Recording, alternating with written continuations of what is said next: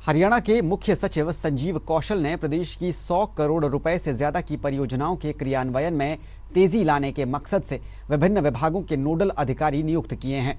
मुख्य सचिव संजीव कौशल ने चंडीगढ़ में 100 करोड़ रुपए से ज्यादा की परियोजनाओं की निगरानी के लिए क्षमता निर्माण को लेकर आयोजित कार्यशाला से पूर्व हुई सभी नोडल अधिकारियों की बैठक की अध्यक्षता की है। उन्होंने कहा कि हर विभाग द्वारा क्रियान्वित की जा रही 100 करोड़ रुपए से ज्यादा की परियोजना पर नियुक्त किए गए ये नोडल अधिकारी उस परियोजना के लिए एकल संपर्क अधिकारी के रूप में काम करेंगे, जो कि किसी भी तरह के कम्युनिकेशन के लिए जिम्मेदार होगा। उन्होंने कहा कि हर परियोजना में नोडल अधिकारी एक महत्वपूर्ण भूमिका निभाता है, इसलिए वो अपना काम समय पर करना सुनिश्चित करें। उन्होंने कहा कि आपसी समन्वय से हर परियोजना तेज गति से पूरी की जा सकती है, इसलिए अगर किसी भी विभाग में एक से ज्यादा नोडल अधिकारी हैं तो वो आपसी समन्वय से काम करेंगे। उन्होंने अधिकारियों को समयबद्ध ढंग से सुनियोजित रिपोर्ट भेजने के भी निर्देश जारी किए हैं। हरियाणा के मुख्यमंत्री मनोहर लाल ने भ्रष्टाचार के एक मामले में कड़ा संज्ञान लिया है। सीएम मनोहर लाल ने कृषि एवं किसान कल्याण विभाग गुरुग्राम के मंडल भूमि संरक्षण अधिकारी को भ्रष्टाचार के मामले में गलत रिपोर्ट देने के आरोप में तुरंत प्रभाव से निलंबित करने के आदेश दिए हैं। उसके साथ ही पंचकुला में तैनात विभाग के अतिरिक्त निदेशक कुलदीप गौतम और उप अधीक्षक अरविंद कुमार को कारण बताओ नोटिस जारी करने के निर्देश दिए गए हैं।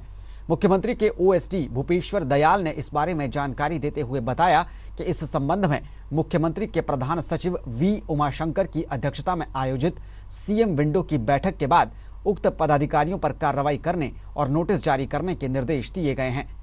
उन्होंने बताया कि भूमि संरक्षण अधिकारी गुरुग्राम को इस मामले में सरकार को हुई वित्तीय हानि का पता लगाने की जिम्मेदारी दी गई थी। इस पर अधिकारी ने सरकार को किसी भी प्रकार की आर्थिक हानि नहीं होने की रिपोर्ट दी, जो कि इससे पहले के एक सेवानिवृत्त आईएएस अधिकारी आर.के. वर्मा की रिपोर्ट से बिल्कुल उलट थी। इस पर मुख्यमंत्री मनोहर लाल ने अब कड़ा संज्ञान लिया है। हरियाणा और पंजाब के बीच एसवाईएल नहर निर्माण को लेकर दोनों राज्यों के मुख्यमंत्रियों में अहम बैठक हुई है। इस बैठक में हरियाणा के मुख्यमंत्री मनोहर लाल भी शामिल हुए। बैठक के दौरान एसवाईएल को लेकर दोनों राज्यों के मुख्यमंत्रियों में चर्चा हुई है। बैठक के बाद हरियाणा के सीएम मनोहर लाल ने कहा कि एसवाईएल का विवाद दोनों प्रदेशों के बीच साल 1981 से बना हुआ है। उन्होंने कहा कि यह मामला सुप्रीम कोर्ट में भी गया था और सुप्रीम कोर्ट से इस मामले में हरियाणा के पक्ष में फैसला आया था।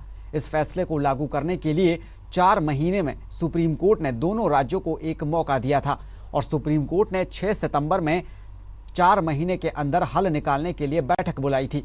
सीएम मनोहर लाल ने कहा कि चंडीगढ़ में हुई बैठक में कोई सहमति नहीं बन पाई है।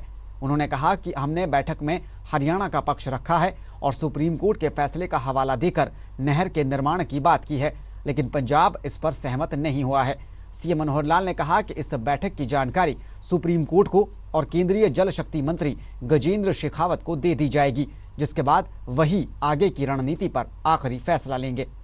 वही बैठक जिस प्रकार का पहला उनका स्टैंड था वही स्टैंड आज है। हम तो यही कहा था, सुप्रीम कोर्ट का निर्देश है कि हम कोई रास्ता निकालें और इसके को टाइम बाउंड तरीके से एसवाईएल बनाने की बात करें, जिसके ऊपर उन्होंने मना किया है। तो इसका मतलब यह है कि जो मुख्य बिंदु था आज का, वो सुप्रीम कोर्ट के निर्देश के कारण से बैठे थे, उस पर उन्होंने मना किया। तो अब मुझे नहीं लगता उसका कोई आगे बैठने का लाभ होगा, क्योंकि एसवाईएल हमारे लिए, हरियाणा के लिए ये एक बहुत ही जीवन मरण का विषय है और पानी उसमें फैसला होगा, ट्रिब्यूनल करे, कमीशन करे, सुप्रीम कोर्ट करे, हम उसको मानेंगे।